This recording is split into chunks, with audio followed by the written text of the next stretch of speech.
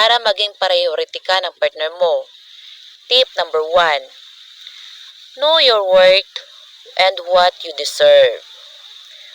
Humahanga ang sino mang lalaki sa babaeng alam ang kanilang halaga. Kung paano niya itrato ng maayos ang sarili niya. Alam niya kung ano ang nararapat para sa kanya. Ipapriority ka ng lalaki kung nakikita niyang mahal mo ang sarili mo kaysa sa iba. Yung tipong, hindi mo nakakalimutan mahalin ang sarili mo kahit na ikaw ay nasa isang relasyon. Yung tipong, kaya mong balansehin ang pagkakaroon ng love life sa pagmamahal sa sarili. Isang halimbawa nito ay kung nasa isang relasyon ka, ipapriority ka ng lalaki kung alam niyang kaya mo nang mag-isa. Yung pakiramdam na kahit hiwalayan ka niya ay ayos lang sa iyo, na kaya mo na pala na wala siya. At alam mo kung ano ang deserve mo, na kahit lukuhin ka man niya, alam niyang iiwan mo siya. Tip number 1. Know your worth and what you deserve. Tip number 2. Hayaan mo siyang magkusang kausapin at ipursue ka. Ipapriority ka ng lalaki kung hindi mo siya hinahayaang ikaw ang nagkukusa at nag-i-initiate sa inyong relasyon. Yung tipong, ikaw lagi ang naunang kumausap sa kanya. Hindi ikaw ang unang nagbibigay ng topic para lang magkausapan kayo.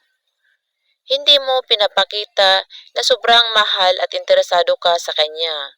Yung pakiramdam na parang hindi mo siya kayang hindi pansinin na maghapon.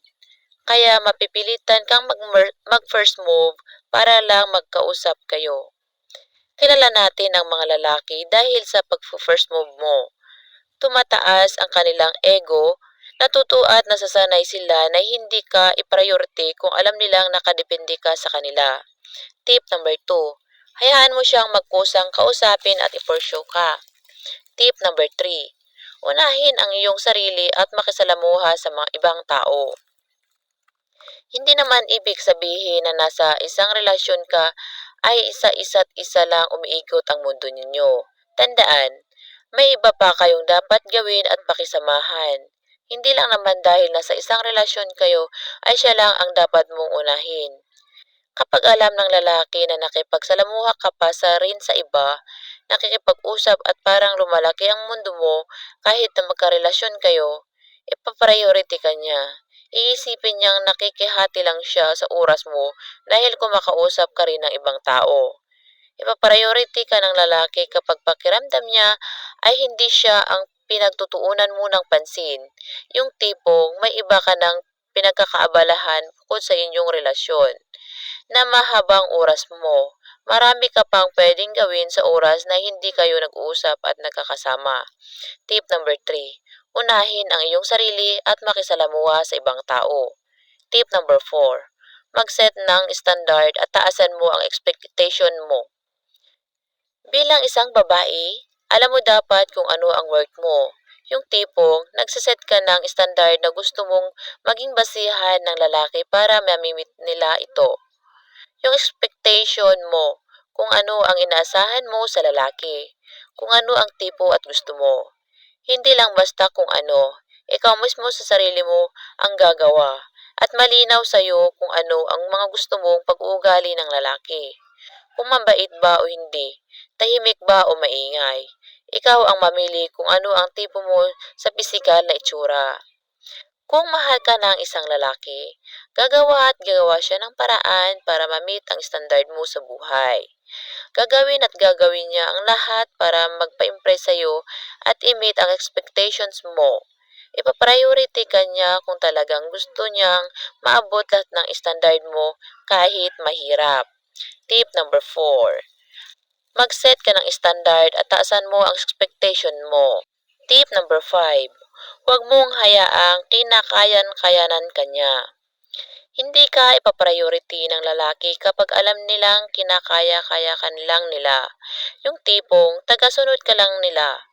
Yung kayang-kaya ka nilang i-under na kahit sigaw-sigawan ka lang nila ay hindi ka nagagalit. Madalas, ang konsepto ng martyr ang pinagkakahulugan dito. Kapag pakiramdam ng lalaki ay ayos lang sa iyo ang lahat ng ginagawa niya sa iyong relasyon, Yung tipong pinagbibigyan mo siya palagi, hindi ka man lang marunong magalit ng kaunti. Hindi ka kailanman uunahin ng lalaki kung nakikita lang hindi mo pinapahalagahan ang sarili mo. Yung parang sobrang baba ng tingin mo sa sarili mo, na wala kang pakialam kung paano mo itrato at tila nakakalimutan mo na sarili mo. Tip number 5. Huwag mong hayaang kinakayan-kayanan kanya. Tip number 6. Huwag mo siyang awayin at pagalitan. Hindi ka ipapriority ng lalaki kapag palagi mo siyang inaaway, lalong-lalo na kung kayo ay nasa isang relasyon. Yung tipong lalapit pa lang sa iyo ay gagawa ka na agad ng pag-aawayan ninyo.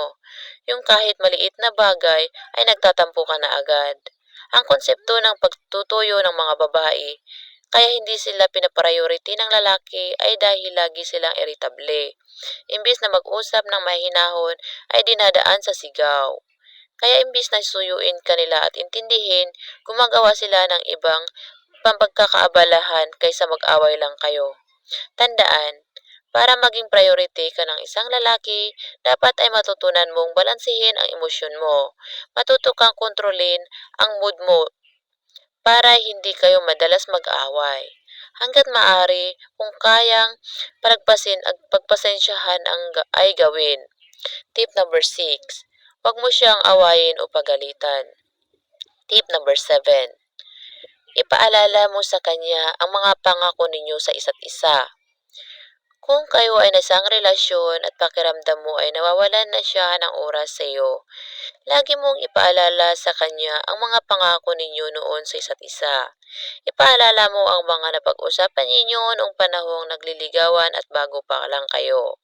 Lagi mo siyang paalalahanan na kung dati ay nagkakaroon kayo ng baby time, pero ngayon ay wala na. Kung pakiramdam mo ay nawawala na ang kilig sa relasyon ninyo dahil nawawala na siya ng oras sa iyo, sabihin mo. Tandaan, sa isang relasyon ay sagrado ang pangako. Hindi dapat iyan napapako upang hindi magkasakitan. Laging isipin na kaya kang pumasok sa isang relasyon ay dahil kaya mo itong panindigan. Tip number 7. Ipaalala mo sa kanya ang mga pangako ninyo sa isa't isa. Tip number 8. Ipakilala at ilapit mo siya sa Diyos. Maniwala ka kapag ang lalaki ay may takot sa Diyos, hindi yan gagawa ng mga bagay na ikakasakit ng kalooban mo. Lagit-laging isipin ang kapakanan mo. Bago siya gumawa ng mga bagay, inuuna niyang isipin kung ano ang maaari mong maramdaman. Magiging priority ka ng lalaki kung ang sentro ng pagmamahalan ninyo ay ang Panginoon. Yung pakiramdam na ipapakita mo siya sa Panginoon.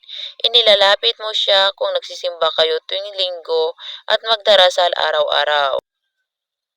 Kapag nakikita ng lalaki na sincero ka rin sa kanya at pinapahalagahan mo rin ang mararamdaman niya, magiging priority ka niya.